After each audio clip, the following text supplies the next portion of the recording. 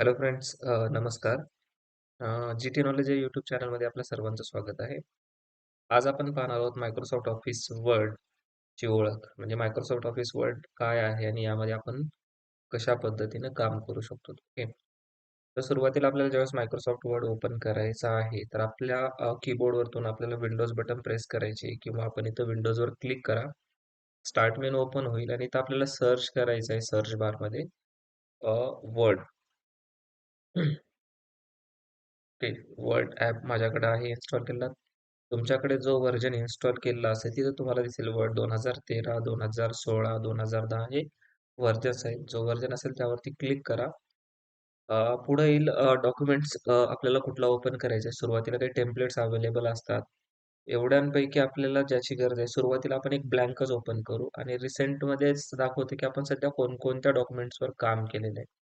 म्हणजे वर्डमध्ये ज्या काही फाईलवर आपण काम करतो, त्या फाईलला डॉक्युमेंट असं म्हटलं जातं.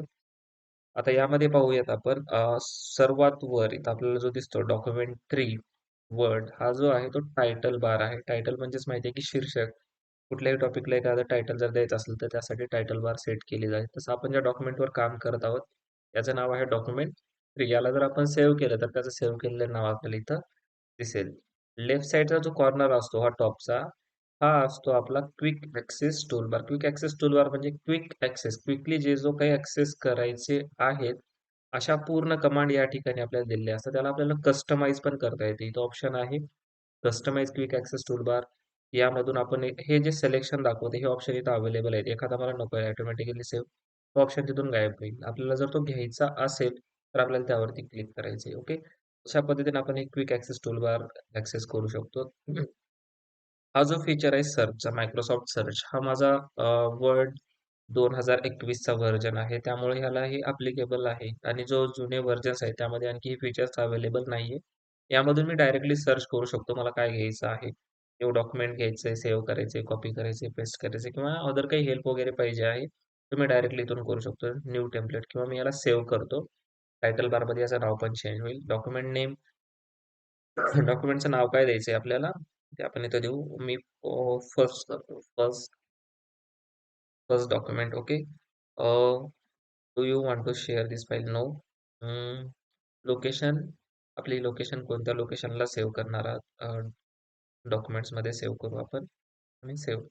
आता बघा इथं चेंज झाले. डॉक्युमेंट 3चं काय झालं, फर्स्ट म्हणजे हा टायटल बार आहे. यामध्ये आपल्याला डॉक्युमेंटचे टायटल दाखवले जाते आणि हा जो आहे राईट साईडचा कॉर्नर, यामध्ये आपल्याला मिनिमाइज, रिस्टोर अँड क्लोज. क्लोजचा एक ऑप्शन आहे. रिस्टोअरचा, याला रिस्टोअर करता येईल विंडोमध्ये वेगवेगळ्या. आणि हा आहे मिनिमाइज. याला जर मिनिमाइज करायचं तर आपण इथून मिनिमाइज करू शकतो. ओके.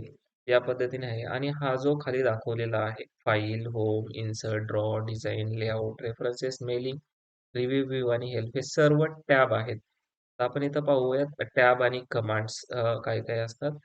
तर सुरुवातीला पहा आपण जो एकत्रित आहे, हा हा जो बॉक्स आपल्याला दिसतोय पूर्ण, ही जी पट्टी दिसते या पट्टीला आपल्याला म्हणायचं रिबन बार. काय म्हणायचे?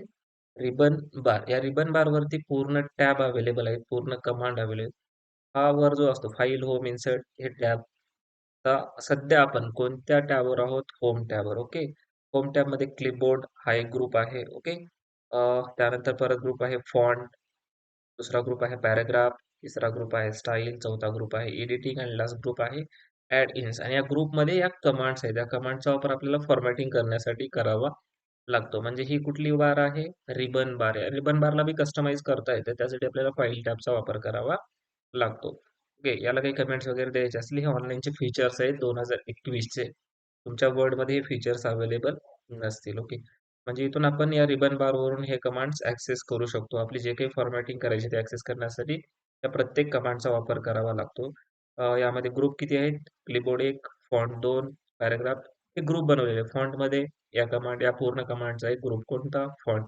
या कमांडचा पूर्ण एक ग्रुप कोणता? पॅराग्राफ. या कमांडचा एक ग्रुप स्टाईल. असे प्रत्येकाचे ग्रुप बनवले जातात. जर मी इन्सर्ट टॅबवर गेलो तिथं वेगळे ग्रुप्स अवेलेबल आहेत. ओके.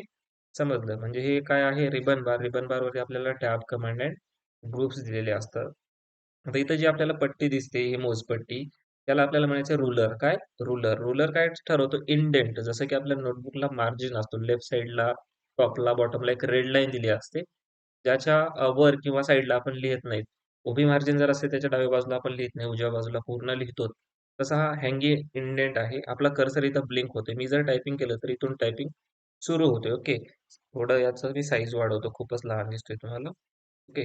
डन. हां, तर मी टायपिंग केलेली आपल्याला इथून दिसते. काय? माय फर्स्ट वर्ड.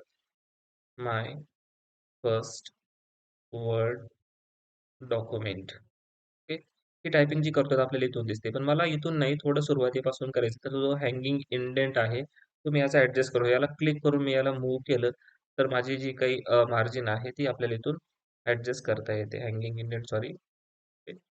समजलं? या पद्धतीने आपल्याला याला मूव्हमेंट करता येतो. इंडेंट कमी किंवा जास्तही करता येतो. हा ऑप्शन आपल्याला वर कमांडमध्ये पण मिळून जाईल.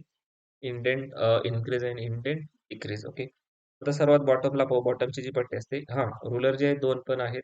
एक आहे उभा दाखवतो आणि हा जो आहे तो आडवी पट्टी दाखवतो. इथून आपल्याला इंडेंट ठरवता येतो आणि इथून आपल्याला हेडर एंड फुटर ठरवता येतो. हेडरचा किती ठेवायचा आणि फुटरचा किती ठेवायचा आहे.